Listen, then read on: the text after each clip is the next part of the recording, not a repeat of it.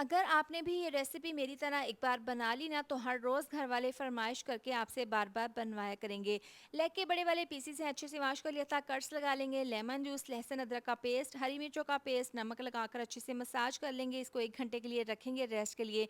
काली मिर्चें हैं, साबुत धनिया है, ज़ीरा, सौंफ, बड़ी इलायची, मेथी दाना, कलौंजी, साबुत सूखी मिर्चें हैं, तेज़पात का पत्ता हल्का सा ड्राई रोस्ट कर लेंगे, मिक्सी जार में इसका पाउडर बना लेंगे, 2 चम्मच इन पीसेस पर मसाला डाल देंगे, हल्दी पाउडर, पिसी हुई लाल मिर्च और साथ ही इसमें डाल देंगे कसूरी मेथी, थोड़ा-सा ऑरेंज कलर डालकर इसको अच्छे से मिक्स करके इसको हम 2 घंटे के लिए मैरिनेट करके रखेंगे।